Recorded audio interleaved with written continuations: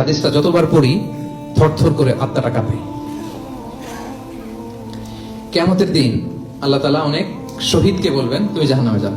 সে বলবে আল্লাহ আমি জাহান্নামে যাব, আমি তো রক্ত দিয়েছি তোমার জন্য, লিইলাই কালিমাতিল্লাহ, আর দেহের তাজা রক্ত দিয়ে আমি শহীদ হয়েছি, জানাজা ছাড়া আমার দাফন হয়েছে, আমি তো জান্নাতে যাব। আল্লাহ বলবে না, তুমি শহীদ হয়েছ এই কারণে যে লোকজন তোমাকে বীর বলবে, বীর বাহাদুর।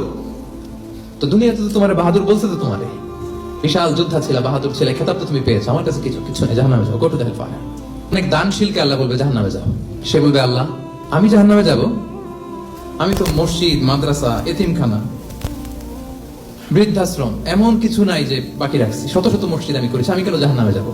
আল্লাহ বলবে না, তুমি দান করেছিলে এই জন্য যে লোকজন তোমার দানশীল বলবে, দানবীর বলবে, আদেম তাই বলবে, ওটা তো তোমাকে বলা হয়েছে, জাহান্নামে যাও, আমার কাছে কি চাও, go to the hell fire.